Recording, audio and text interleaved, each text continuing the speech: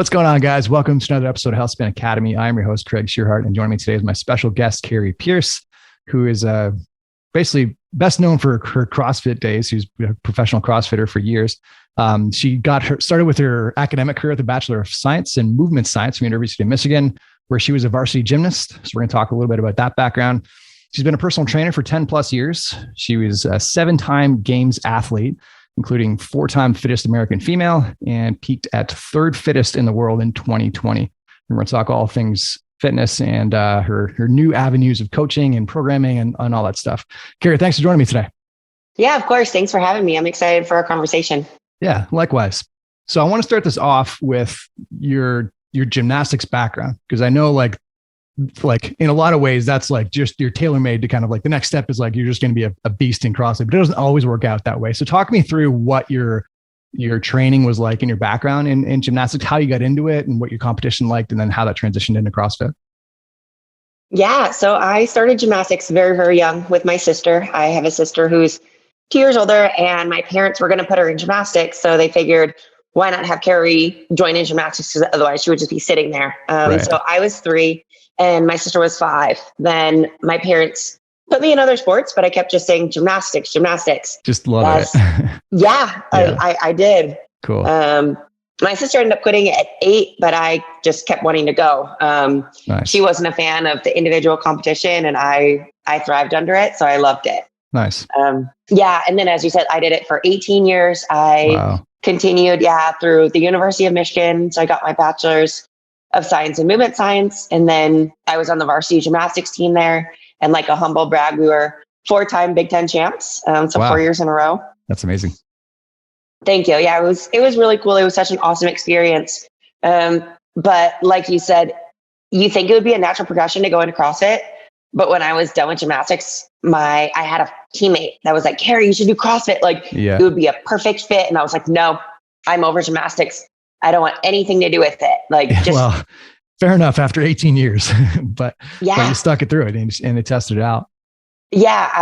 It took me a couple of years though. So I graduated college when I was 21. Right. And then I did some weightlifting, and then I dabbled in some physique competing, and then I did a powerlifting competition.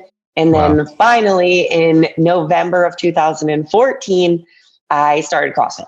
Oh, wow. That's a roundabout way of getting in, but you did a bit of everything. That's probably the best case scenario. I feel like, because like I said at the beginning, like gymnasts tend to do well, but they're prone to certain things, right? Especially like the hypermobility things, like getting into those shoulder positions, like for aesthetics in gymnastics are different than catching a barbell overhead, right?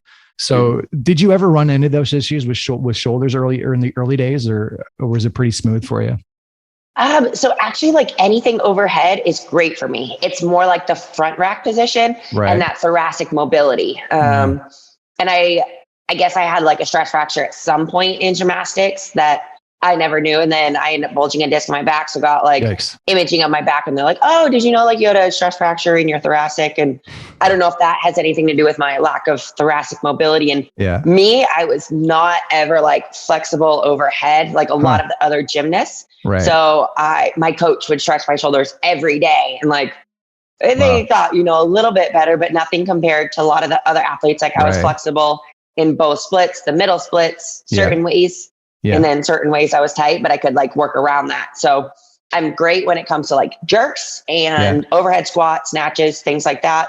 Front squats, well, that's another story. Yeah, fair enough. That's interesting. And it's interesting you mentioned thoracic mobility, because I just actually was chatting with Kari Pearce the other week, and he mentioned that his thoracic mobility is like a weakness too, which I never would have thought of for gymnasts, because you're doing so much overhead. And I guess a lot of it is compensatory, right? Your shoulder gets that much more flexible just to compensate for the lack of T-spine. But that kind of blew me away. And I'm surprised to hear that you struggle with that too. So did you have to like do a lot of kind of prehab pieces to get that T-spine moving better? Or is that like an ongoing thing, or what does that look like? Yeah, I definitely did. Like, especially working with any weightlifting coach. They're like, okay, you need some thoracic mobility. Yeah. So it definitely was a lot of work. And like, I think people like just assume gymnasts have a lot of like shoulder flexibility and thoracic, but it's like everything is honestly like in a hollow. So it's like your upper back is always like in this forward rounded position. Yeah. There's like I feel like your lower back is what's like curved, and then your upper back is like rounded. And so it's like this different position than a lot of people think, just because of all the hollow body stuff. There is like some movement, but most of it, like I said, is your lower back. So yeah, I definitely had to do a lot of mobility, especially because right after gymnastics, I mean, I got into weightlifting, but I just took my flexibility and stuff for granted because you stretch so much. And then when I went to physique and to powerlifting, I didn't do it. So there was like a couple of years that I should have continued to stretch a lot, and I did not. So then it got worse because then I also put on muscle. And so I think like the two together. Yeah. Fair enough. And the conundrum is, as a power lifter, like there is such a thing as too much flexibility where it becomes a disadvantage. So you almost like you need to scale back, I guess, if you're hypermobile, right? That's wild. Cool. So at some point you managed to realize you're pretty good at CrossFit. Was there like a turning point? Was there a specific workout you hit? Was there someone you were training with in the gym that you started hitting certain numbers? Or when did you feel like this could be something you could make a living at? So like you said, I had the perfect background going into CrossFit. I did not have any endurance though. Like when I started CrossFit, because I was a power lifter, I probably couldn't have run a mile. Like people would joke because I would get out of breath going up a flight of stairs. And so like the strength was there. That. Right. I mean, it's just, because it's part of the sport. You don't want to do too much cardio because it's believed that it's going to affect your strength. Sure. And so when I started CrossFit, I had never like rode before, running, definitely not. I had never been on an assault bike or echo bike, anything like that. So this was swimming, a rude awakening. Yeah. Definitely. It was just like a different all new pain cave.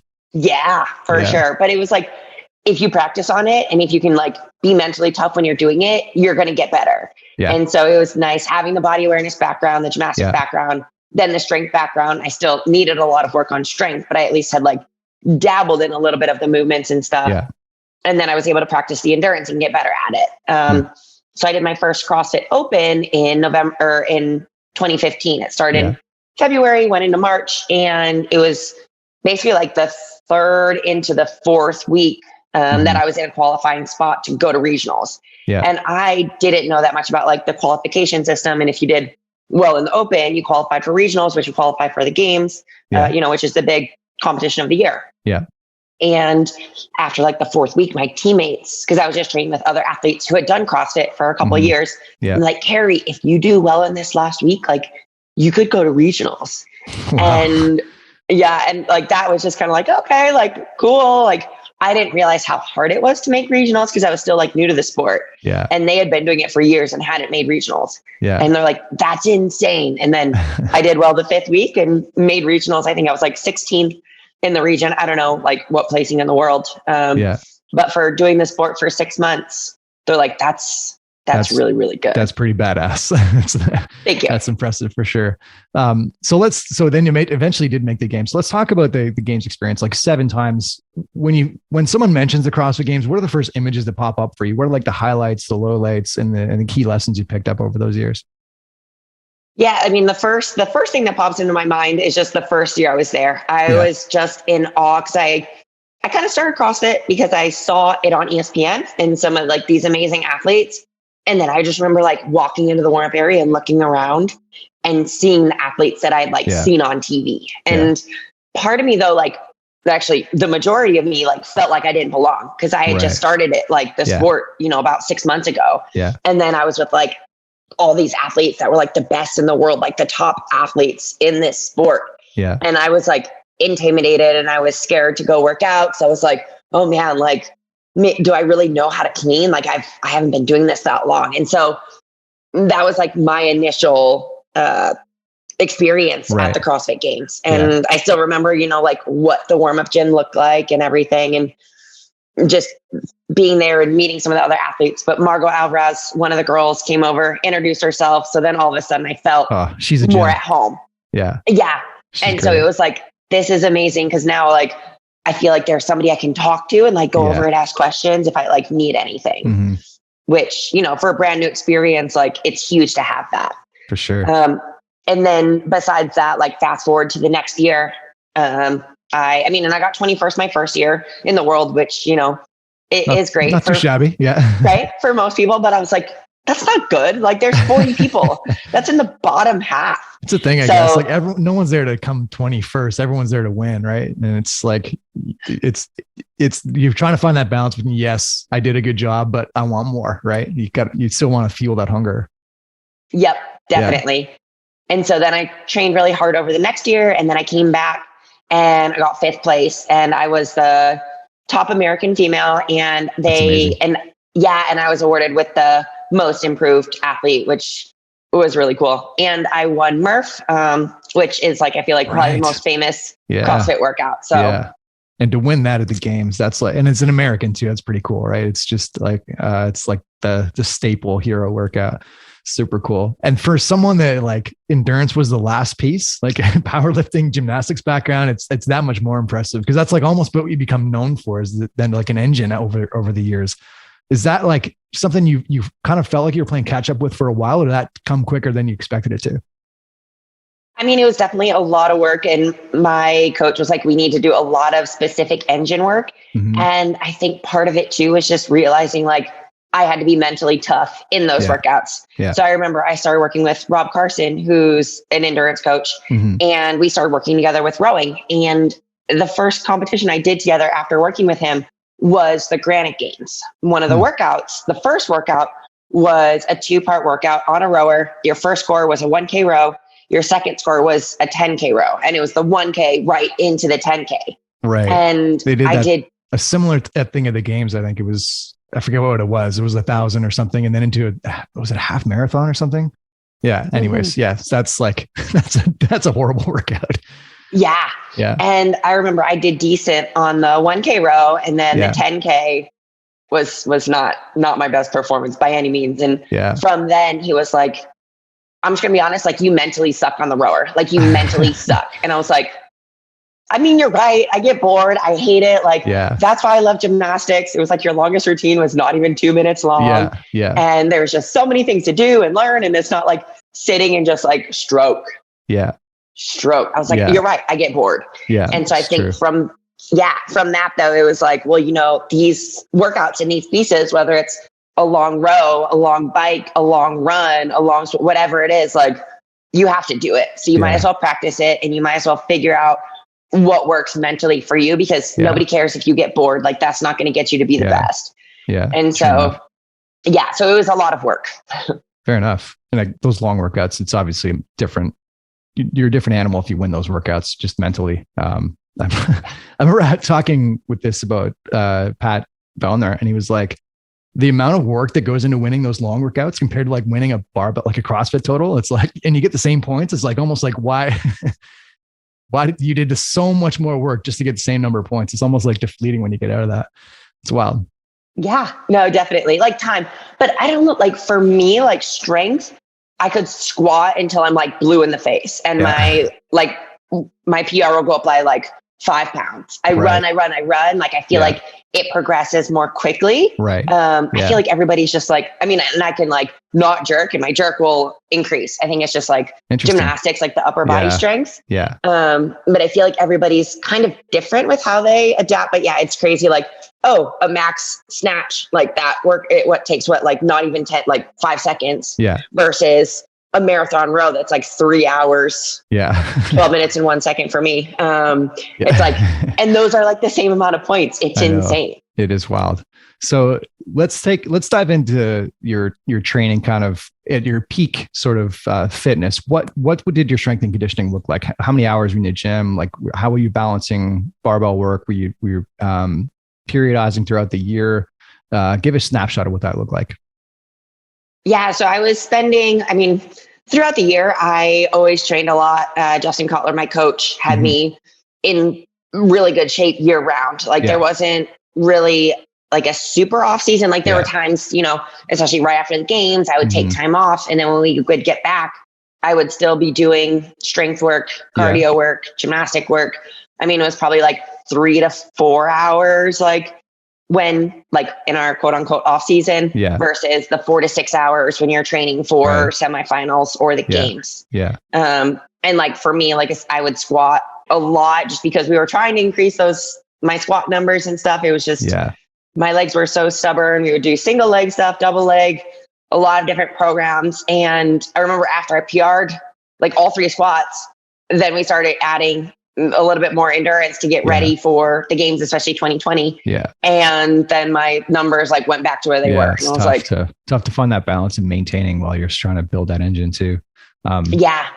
And it's challenging to actually chatted with Justin not too long ago and about the CrossFit season and kind of how there is no real off season. And I feel that's one of the things I think they need to figure out if they're going to get athletes making money over the stretch is like, they got to be able to take time off to recover and end up peaking throughout the year instead of like the 2 events that are the best chance for making money, like in the fall with Rogue and in Dubai. I guess that's like literally right after the game. So you got like no time to downtime. Do you feel like they're getting closer to the right structure with that, or like all the personnel changes? I guess it's hard to say, but what would have been your ideal season when you were at your peak? Yeah, I mean, I really liked the regional format. Like personally, I just thought it was nice, like because you could kind of have that off season right after the games, and then through the open. If you want to make extra money, obviously you could do Dubai or Wadapalooza. They did Rogue was a newer event. I think it was in 2019. Yeah, I did it in 2019 in person, which was like a lot of fun. But that was in May with the like sanctional season. And it has changed so much recently, but I think the regional structure is the best way. Cause I mean, now you have the open and then quarterfinals and then semifinals. Like, I don't know why you have to have the open and quarterfinals and then a semifinal. It's a lot. It is a lot. Like, I don't know why they just didn't add an extra week to the open and then like, okay, this is your qualification to semis, but maybe they wanted a little bit more of like a competition feel, maybe make a 2-part workout then like for the final workout or something along those lines. I just feel like it's a lot on the athletes. It is a lot at the top athletes. I think what's nice is that now those like non-professional, kind of the intermediate people still have a chance to go on and something to work towards. Because like a few athletes at my gym that probably will never make the games, but they might make semis. Like a few of them made full quarters, right? So like I think that's the balance, but it's tough too because like then it's another layer to get through, and it's like kind of cuts the off season that much shorter again. Yeah, and it then athletes like because if you're going to make a semi, then you're not going to peak for the open. Like but you have to do well in quarters. Yeah, you just can't breeze through that anymore. No. Yeah. Fair enough. Let's talk about some of the changes you would make leading up to a competition. You mentioned the mental piece. Did you have like mental routines going into that? Did you taper your training much like the last few days leading up to a comp, or what did that look like? Yeah, definitely always taper up leading into a comp because the work is done. I remember my first couple years competing in CrossFit, probably 2 to 3 years. Be like, no, like I don't need to take, like I just need to do more. I need to do more. I need to hit these heavy weights. And my coach is like, no, you don't. Like you need to relax. He's like, the work is done. I'm like, no, like I need to like snatch at 90% just to make sure I can still hit it. Which obviously was more in my head than anything. And I feel like as I became a more seasoned athlete, a smarter athlete, and I'd probably done, hundreds of more reps of snatches and cleans and things. It's more in your bag. Yeah. And then even like after competitions, I would take like more time off as I was more seasoned. But luckily for me, like I started competing at 5 years old in gymnastics. So I was used to being in front of crowds and used to performing. Still got butterflies, you have those expectations for yourself and you want to do well. So you're going to get a little bit nervous. But I was a big fan of visualization, and usually the night before, if I knew what the workouts were, like before I would go to bed, I would like close my eyes and go through the workouts and just do them perfectly. And exactly. Nice. And once I crushed it, I was done. If I made a mistake, I was like, nope, you got to start over. And especially if like you knew what the venue was going to look like and the layout, then you could like picture that. And then like even like walking out and like, being in the middle lane because that meant you were winning. But like picturing yourself just there and like doing what you needed to do on each movement and like what you needed to focus on. And then I think part of it too, just like in the competition, just believing in yourself and knowing that you've worked so hard in training that like, this is the time to let that all show off and just like having that confidence that I think like people always second guess themselves. It's like, no, like the work is done. Your body knows what to do. You just have to stick with your plan strategy and like Trust you've done the work. Yeah. And like me and Justin would always talk about the workouts. Like, this is the plan, how we're going to break it up. Like, just trust him and trust the training and just go out there and execute. Yeah, that's awesome. So I want to dive into that a little bit. I had a really good chat with Justin. We chatted a little bit about your training too. I'm curious, how did that all begin with Justin and Underdogs? How did you guys end up first connecting? So we actually first connected right when I started CrossFit. Really? Yeah. So the girl that got me into CrossFit had Justin as a coach. Okay. And she was like, because I was in New York City, Justin was in New York. Yeah. And she's like, Kari, you need to go meet this guy named Justin Kotler. He's in New York. And I was in Manhattan and he was in Queens. So if people don't know, it was like 45 minutes to an hour away. It's not like it was next door, like super easy, but it was still like, not too bad. So I took the train out and I remember like walking in the gym and telling it like from his side of the story. He was like, yeah, she was like in this baggy sweatshirt. She comes in, everybody kind of like looks at her like, who's that? And then she takes her sweatshirt off and everyone's like, this girl is jacked. Damn. Like, because I had like come from like, I did physique, I did powerlifting. At this point, I was just starting CrossFit though. So I was like, still like super meathead and just like a little buffer. Not as lean as I am now, but I wanted to talk to him and just like learn about CrossFit. Granted, I couldn't really do a muscle up right. I couldn't climb the rope using my feet because in gymnastics, you just do it legless. Yeah. And like very rough on the edges, but I talked to him and he was like, okay, like let's try out. And I guess like he had me go through like some movements and things and he could see that I was talented. Yeah. But I was coaching at another gym and there was a coach there. So I was working with him and it was frowned upon to start working with Justin. So I went out to Justin and trained with some of his athletes until we started working together in October of 2018. Cool. Awesome. He's a bright guy. I had a lot of fun chat with him. And like the take home was like, he almost like, you had so much like toughness, I guess. Like it was, you could throw anything at you and then like, you would just do it. No questions asked, which obviously like panned out well for you as an athlete. Yeah. I just know like, there's so many people that like question their coaches and everything. I'm like, you're my coach for a reason. Like you're smart, you know what you're doing. Yeah. And he'll always say like, there was one day and 4 of my biggest weaknesses all in one workout. And it was a Saturday afternoon. Yeah.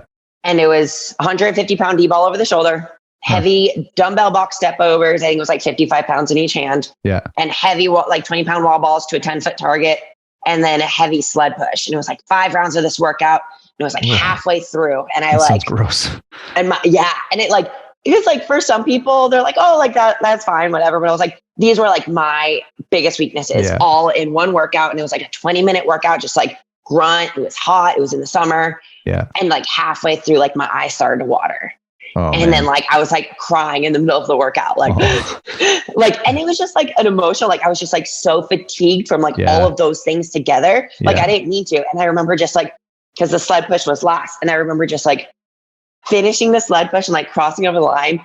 And then I just like, and like, just like started like bawling. And he felt so bad. He like went home to his wife and was like, I made Kari cry today. But it was like one of those defining moments that it's like, okay, now like whatever they throw at me at the CrossFit Games, like I'm ready. It's going to be easier than that. Like, great, perfect. And so like, there's a lot of hard workouts that I've done that, my eyes might have watered and things happen.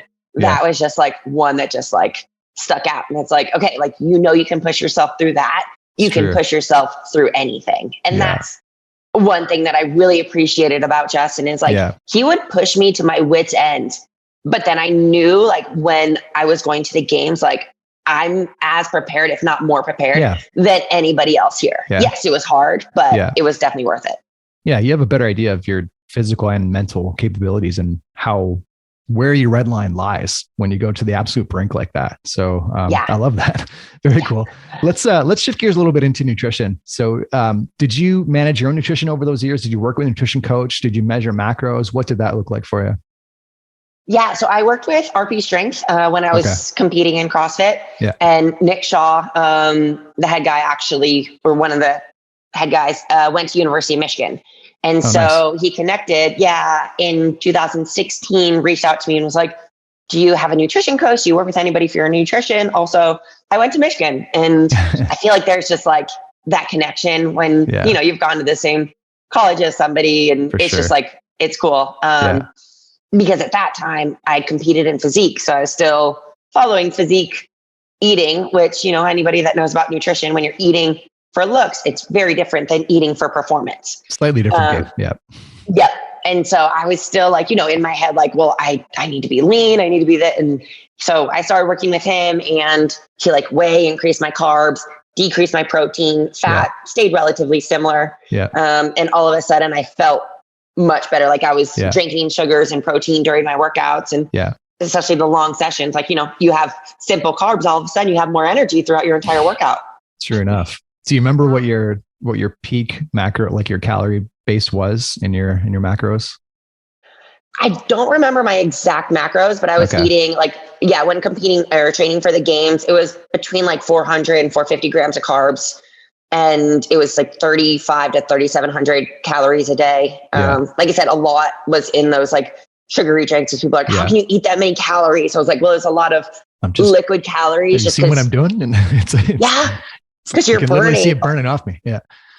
And like, just because like, I feel like the muscle mass that we have too, just like keeps you so metabolically active that, you know, even when you're like sleeping, like you're burning a lot of calories just from like having that muscle mass.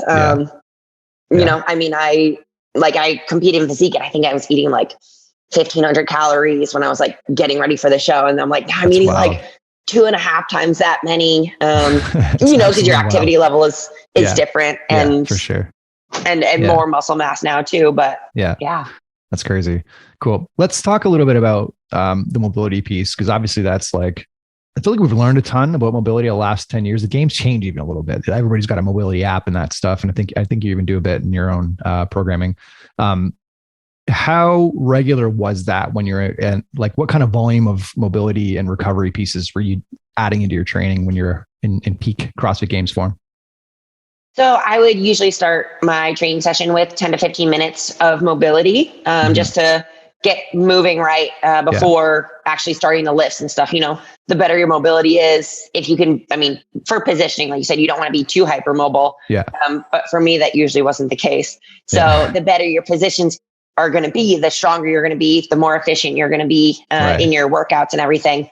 So I would start out with 10 to 15 minutes. Then after, because I would usually do 2 sessions a day. Then after, I would try and squeeze in 10 more minutes. Usually you're tired and it's like, oh, I don't want to, I'm tired. But you know, I had to in gymnastics, it's like the last 30 minutes of your practice, we're stretching different ways. So it's like, come on, you can squeeze in a little bit here and, you know, cool down and everything. So usually 10 to 15 minutes before, 10 minutes after, usually for both sessions. Sometimes if it was just like a monostructural session that I was doing, then I would not do the mobility before, but I would stretch after. And then I tried to stretch at night, depending on my schedule and how I felt. I had like 10 to 20 minutes as well. So, I mean, fair enough. I guess throughout the day, I mean, there was like probably 40 minutes to an hour, just depending on how much volume I had and everything in there. But it's definitely an important piece, even just like to help with recovery as well. Yeah, that's significant. That's like more than most people work out in a day. It's an hour, and it's just your recovery time. And was this, sorry, go ahead. I mean, you're an athlete, you know, like it's your job. And so when you're tired and you don't want to do it, and it's like, I have to do this. And especially, and especially like I was top 10 in the world 4 years in a row before I ended up getting, you know, the 3rd in the world. And it was like, okay, I know I need to do this. Like if I'm going to reach like my peak, then I have to do this. So it's sometimes it's hard, but it's like, just go and stretch. Like it's not work, you know, so it's just got to do it. And once you're in it, it's like, it is kind of relaxing, and you kind of get in the groove, but it's just starting it, right? It's just like, oh man, another thing to do.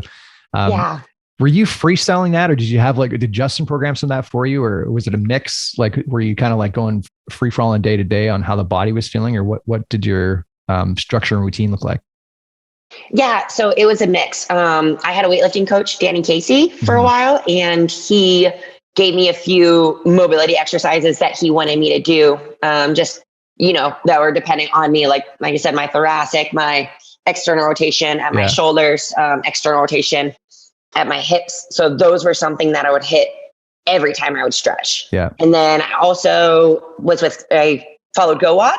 Okay, nice. So it's really easy. Like you program what movements you're going to do, and spits out then the it exercises. gives, Yeah. And then it's even pre-workout, smart. post-workout, daily. Yeah. It's so super easy to use. Nice. That's awesome. So we've shifted gears a little bit. And I want to talk a little bit about what fit and power abs in a bit, but talk about differences in your training over the years. So versus those first couple of years getting into CrossFit, what are the things that you changed? Was it just catering more to your weaknesses? Was it more recovery? Was it like, if your later self could meet your earlier self, what would they have said to do differently early on? Definitely more of that mobility starting out for sure. Yeah. And that's something I like joked with Justin. I was like, man, I wish I would have like started more mobile, like just that thoracic specific and external rotation mobility. Yeah. And I mean, when I started training, so I had come from powerlifting, and with powerlifting, it was like, you train an hour, 5 days a week, that's it. So when I started CrossFit, it was, I started at an hour, then slowly increased to an hour and a half, 2 hours, slowly building up until, when I finished my career, it was like 4 to 6 hours a day, which I feel like everybody, because like CrossFit just keeps growing and people keep getting fitter, people are training. Yeah. I mean, now I feel like we're at like the capacity of how much people can train. Like people are just getting fitter and doing the right things. Right. But I feel like back in the day, people weren't training. Like it was like maybe 2 to 3 hours. Yeah. So I slowly increased as well, to stay away from injury, because you don't want to go from training 1 hour a day to training 4 hours a day. Your body would be like, what is going on here? Yeah. So I think that was definitely part of it. And then I would have implemented a lot more strongman stuff when I started. But it was like me and my coach were both new to CrossFit. Like he came from a strength conditioning background. Mm-hmm. He worked for the Philadelphia Phillies professional baseball team. Right. So neither of us knew as much as we probably should have, or people thought we would have, for me going to the games. Yeah. So definitely more like strongman, incorporating more of those when I started. But I'm really glad I like progressed the way I did, because I mean, for the most part, like I had like a little Achilles injury, I had a little wrist injury, and like a few like minor back things. But for the amount of volume and everything I did, like I was very healthy. So I think ramping up the training and just doing a lot of rehab stuff was very important as well. Yeah. Well, whatever formula you figured out seems to work out pretty well for you. So I want to talk about the merger of functional fitness and you had like that aesthetic background in bodybuilding. I feel like there's a few elements of that kind of built into your programs now. And I feel like for years there was just like CrossFit, and then there was bodybuilding, and there was like beating heads, like our method's better, and yada, yada, yada. I feel like there's a little bit less of that now, but there's still some purists that are like, what are you CrossFitters doing and this stuff? But you seem to have kind of found a mix of the two, and I think they can coexist in a synergistic way. So talk about those two kind of domains and how they can be integrated to get the best out of both. Yeah. I mean, they look at my background and they're like, oh, gymnastics and weightlifting, like that's the perfect background for CrossFit. Yeah. I was like, but to be honest, like the physique training, that's huge as well. Like it just, I feel like built the muscular endurance for each body part. Like, I mean, obviously gymnastics, like with handstands and stuff, helped with like my shoulder endurance and allowed me to, win Mary and like crazy gymnastic events. But doing like an hour of shoulder and tricep work, that's intense. So I feel like that just helped me build the endurance. That's like true. For shoulders or for legs, like my like 20 rep back squat is like at a really high percentage. I think it's like 85% or something, like compared to my 1 rep. Which people are like, that's insane. But I think part of it is relating to that bodybuilding training. And there's a lot of like unilateral stuff, which, I feel like, CrossFitters need more of. For sure. And and people would see my training.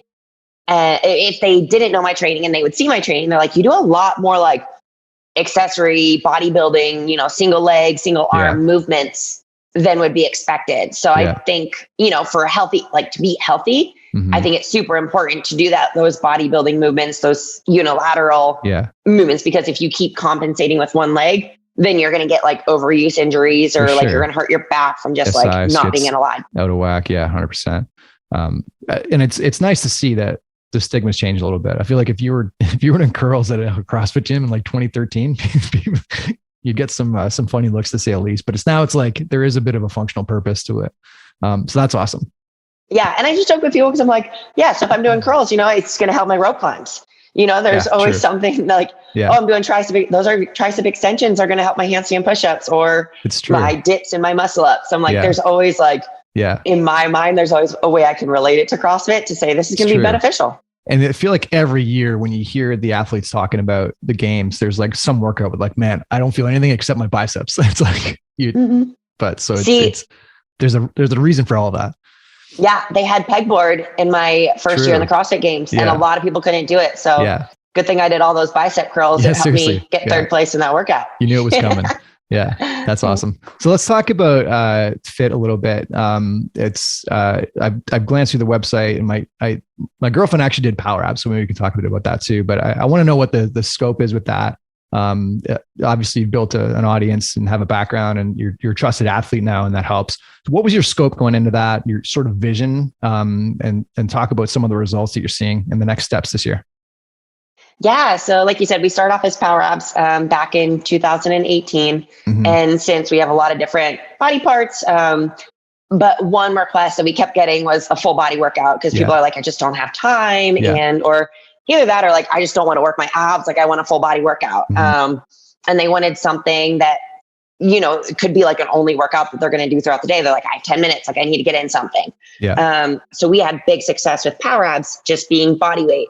But because of my background, I also wanted to include some weights. So we have 2 levels.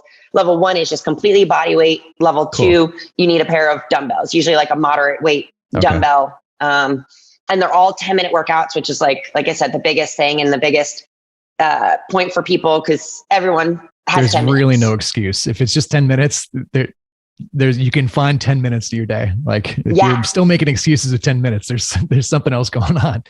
No, definitely. And like the thing, and people are like, this is like a hard 10 minutes. Like, I'm like, I didn't say it was easy. I said it was 10 minutes. You got 10 minutes. That doesn't mean it's going to be easy, especially if you want results from it, And so we've had there's been over 200,000 people around the world do power abs and fit and like the different programs. Yeah. Which is really, really cool. And and there's an amazing community. Like we have a Facebook group of over 78,000 people that do power abs and fit. But like I said, the cool thing about fit is it can include those dumbbells and that weight training, which I'm a huge fan of. Just building that muscle mass, as I talked about earlier, just increases your metabolism, which I don't think people know. And women, like I am on an airplane and I see women that need help getting their suitcase into the overhead bin. I'm like, I never want that to be me. So I'm like, seriously. Do the different movements, dumbbell snatches or like dumbbell thrusters or deadlifts with those weights, just to stay strong and be able to function throughout life and just feel better and be healthier and live a better life. Yeah. I love that. And so obviously it's a little different scope than for the athletes that are training for the games. Was that an intentional? Did you try to make a more sort of broad scope with your audience? Did you consider doing stuff more consistent for like the competitive groups, or how did that kind of pan out? How those decisions pan out? So we started with power abs, and like working with a businessman and a businesswoman, like the question came up, like, how can we create something that people don't have excuses for? And it started off as abs because the lady, her and her husband were like, we're obsessed with your abs. You need an abs program. And it like, the gymnastics background, I have a personal training background. And then CrossFit, I was like, I need to create something for people that there's no excuse. And so it's like completely equipment free and 10 minutes. And nobody has ever said like my core is too strong or my abs look too good. It's true. And so that was like the biggest thing with it. And we're like, okay, like 10 minutes. And like I said, it's not easy, but it's intense, and people have seen results from the 10 minutes. And like that, because of that, that was like our biggest selling point. So from there, we're like, oh, can we do the same thing with a glutes program? So we brought on Rachel Bowles, who did power abs, had twins, like is just incredible, and like goals for mom everywhere. And so she did power glutes, and then people wanted arms and then legs. And so we just kind of stuck with this 10-minute model because it works. We've seen, many people have results from just doing the 10 minutes. And like I said, it's like no excuses, you know? And so I love fitness, and I was a personal trainer, and it's cool just being able to reach so many people. I feel like when you go into the competitive space, then it like kind of reduces, who you can reach. And I love competitors and I loved competing, but I feel like they're already motivated. And so it's really cool being able to impact people that either don't like working out, aren't motivated, or just don't have time. And so we've had so many people like, oh, now I feel comfortable, like going to the beach in my bathing suit. I never thought this would be possible. Or I turn 60 next month and I didn't think I would ever have abs, and now I have abs. So there's just like changing a different lives. sense of reward. Yeah. Very cool. That's amazing. Kari, I want to talk into your own kind of personal habits. Have your training methods shifted more towards like a HIIT? Are you still dabbling in CrossFit, or what is what are your top priorities around your health and fitness these days? And what do your habits look like around that? So my training looks a lot different.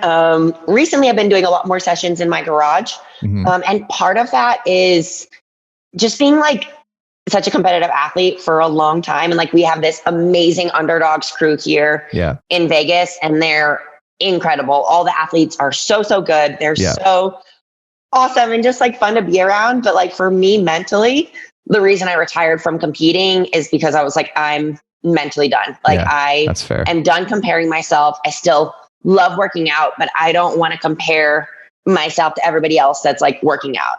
And so it's been nice just to like go into my garage, because now my focus is my business. And like you said, changing other people's lives, but I still need that outlet for myself, because it's like, you're focused on everybody. You have like business going on, there's like crazy things that come up, just, it's a different kind of hard than like competing and training. It's true. But I need that time for myself. So I like to go out in my garage and just get after it. I do a lot of dumbbell stuff. I love gymnastic movements like handstand shoulder taps, handstand push-ups, pull-ups, all that kind of stuff. And so, it depends on the day. And I've been doing this burpee challenge since December 1st, and it's 100 burpees a day. Oh, wow. They can be broken up. They can be all together. So like, I make sure to get those in, or if I do like a power abs or a fit and it has burpees, I'm like, okay, those count for it. Like a live or anything like that. But that's amazing. It's kind of just I did that all for over. A month once, and that was enough for me. 100 a day. But it helps. Like even to this day, I don't fear burpees the way I used to. I won't be a Kari Pearce at burpees by any means, but it's like, it definitely helps. It's just like awesome. Volume, just grinding through. I love that. Very cool. And sometimes like on rest days, I'll like go outside, like on my little backyard, and just do like burpees in the sunshine. Sometimes I'm like, okay, I'll do like a nice light, like 25-pound dumbbell, like snatches with burpees. And it's nice just to like move and do it slow. Without so much pressure. It's like fun. I love that. Amazing. Well, Kari, this has been an unbelievable chat. What's the best place for people to learn more about your programs? The website is powerabs.shop. So just powerabs.shop. Cool. And then, if they want to follow me, Instagram's usually a good place. Kari Pearce CrossFit, KariPearce. Then CrossFit, I'm usually good about answering DMs and things like that as well. Awesome. Well, we'll link to that in the show notes. Well, so great catching up with you. Really appreciate the time, Kari. Of course. That was fun. Thank you. All right. Well, thanks for tuning in to this episode of Healthspan Academy, guys. We'll see you next time. Hey, what's up, guys? Thanks for tuning in today. Hope you enjoyed the episode. Thank you so much for supporting this channel. This has been a fun project. We're growing in viewership every single week, and we obviously couldn't do that without you. So thank you for continuing to tune in. I really hope you're getting value out of the programming and the content. Just wanted to give you a heads up. I've been working on a book on health and longevity the last couple of years, been collaborating with my colleague, Dr. Dan Vitale, who's an expert in the field as well. And we've basically just kind of summarized the literature, some of the techniques that we found really useful in the world of biohacking, what our exercise regimen looks like, what's, cardio type stuff is going to help us live longer and healthier, mobility work, nutrition. We've covered the whole spectrum, everything that you can basically be in control of in your health and fitness kind of moving forward to help you live as healthily as possible for as long as possible. And it's available free for download. So if you click on the YouTube banner, you'll see a link to download the blueprint. It's also on our Instagram profile. or on the website, you can click on 5pillarmethod.com/optimize to get your free copy of the book. And I hope you enjoy it. Hope you're keeping well. Thanks again for tuning in, and we'll see you next time.